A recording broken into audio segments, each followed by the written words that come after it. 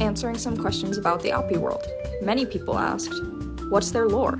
I love this question because it shows that people are interested in the art and writing I'm putting out there. But also, it's such a broad question that it's very difficult to answer. I have many species in this setting, and many characters of those different species. I could ramble about them for a while, but it's difficult to do so constructively without being given a scope.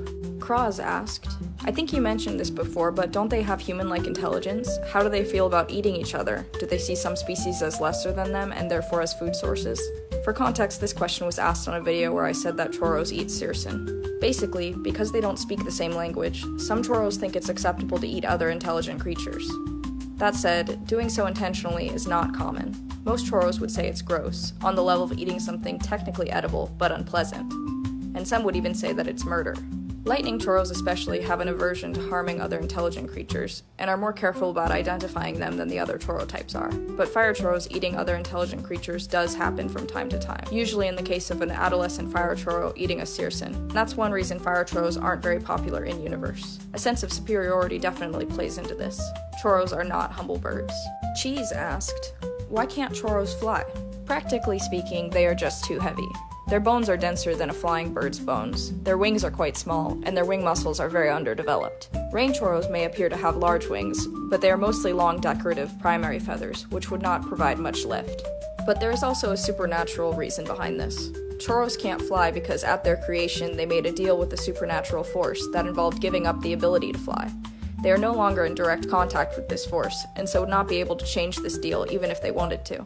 Spider asked, so I know they can't fly, but can they not fly on a penguin level or on a chicken level? Can they glide in the air at all? They fly on approximately the level of a lion with a single trash bag as a parachute. Bumpkin asked, due to a Choro's bright colors, are they persistence hunters? I ask because it would be difficult for them to ambush with such bright colors. I don't know enough about the definition of a persistence hunter to say for certain. The answer to how they hunt is basically that Choros are at a very unfair advantage. Fire Choros hunt in packs and can breathe fire, and they use this to terrify, distract, and exhaust their prey until they can kill it. Lightning Choros also hunt in packs, and through combining their power can attack their prey with targeted lightning strikes, which if it does not kill outright, will confuse and weaken the animal severely. Rain Choros do not have any cool magic tricks to use against prey, but they are also the most well camouflaged of the Choro subspecies, and hunt the smallest animals. Max asked, how many extinct subspecies of Choros are there? Lava Choros are definitely extinct. Flood Choros are only kind of extinct, depending on how you look at it. Their direct descendants are still around. Max asked, what was going on with the ruler in the music video with Mango? Rain Choros have a few queens that control the best territory, the most resources, and the largest entourage of Tercels. It's a very cliquey system of bullying and popularity, but physical size also plays a major factor in dominance. The queens are the ones who are able to gain the favor of other queens. It is very much not a democracy, and more like a club you get into by managing to convince others you are always destined to be upper class. Being born into it is also a possibility, if you are a formel. The Spiral Advanced music video I made was looking at this social structure from Mango's perspective. Crinsley asked, I was wondering, are Choros ever born with ancient traits? Not as hybrids necessarily, just older traits showing up again. Lightning Choros can have wing claws if that counts. Mutt asked, can a Toro be born without powers? And if so, would that mean their colors could be something more like brown tones, since their color depends on magic? Unfortunately, if they were born without powers, they wouldn't survive to their first color molt.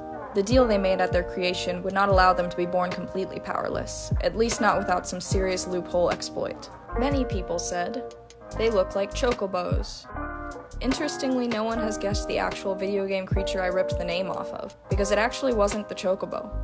If you're wondering why they look so much like chocobos, it's because I like terror birds, and I like Pokemon, and I like My Little Pony.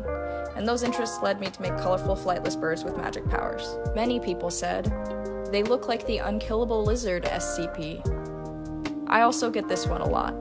I'm not an SCP enjoyer personally, and I have never heard of this one before so many people pointed it out to me. Growls were not inspired by the Unkillable Lizard SCP, but I can see the resemblance. The art that actually inspired the Growls I have been unable to find, as the artist that made it removed most of their work from the internet. Many people said, they look like slug cats. This one personally I think is less accurate.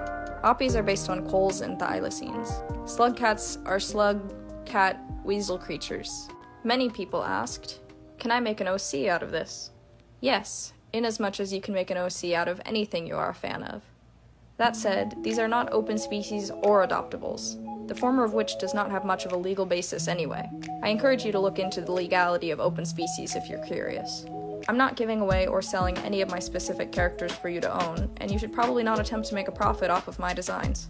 If you want to make a similar concept and keep it as your own, making a profit off of that would be totally fine. I don't own the idea of birds with magic powers, or rabbits with horns, both of which are actually very common fiction tropes.